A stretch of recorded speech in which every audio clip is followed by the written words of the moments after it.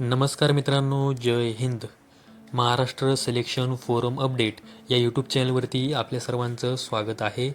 तर मित्रांनो, महाराष्ट्र सुरक्षा बल प्रशिक्षण सत्र क्रमांक 70चा जो काही निकाल आहे तो जाहीर झालेला आहे. त्याचविषयी मी आजच्या व्हिडिओमध्ये तुम्हाला माहिती देणार आहे. त्या अगोदर जर तुम्ही आपल्या यूट्यूब चॅनलवरती पहिल्यांदा आला असाल तर आपल्या यूट्यूब चॅनलला सबस्क्राईब करून ठेवा.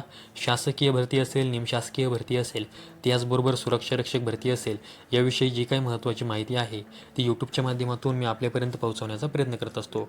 तर मित्रांनो, तुम्ही स्क्रीनवरती पाहू शकता, महाराष्ट्र राज्य सुरक्षा महामंडळामार्फत प्रशिक्षण सत्र क्रमांक 70मध्ये राज्य राखीव पोलीस बल प्रशिक्षण केंद्र नानवीज या प्रशिक्षण केंद्रावर दिनांक 4 डिसेंबर 2025 ते 17 जानेवारी 2026 पर्यंत 45 दिवसांचे मूलभूत प्रशिक्षण पूर्ण झालेले एकत्रित एकूण 433 महिला प्रशिक्षार्थींची गुणानुक्रमे गुणवत्ता यादी ही प्रकाशित करण्यात आलेली आहे.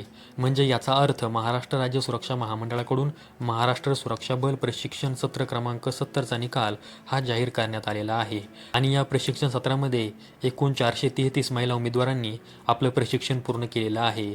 17 जानेवारी 2026 रोजी या 433 महिला उमेदवारांचं प्रशिक्षण पूर्ण झालेलं आहे आणि लगेच त्यानंतर 2-3 दिवसांमध्येच या प्रशिक्षण सत्राचा निकाल हा महाराष्ट्र राज्य सुरक्षा महामंडळाकडून जाहीर करण्यात आलेला आहे.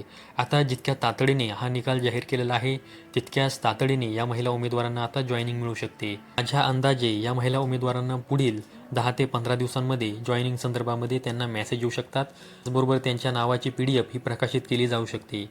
जर तुम्हाला ही PDF पाहिजे असेल तर व्हिडिओच्या डिस्क्रिप्शन बॉक्समध्ये या PDFची लिंक दिलेली आहे, तिथून तुम्ही ही PDF पाहू शकता.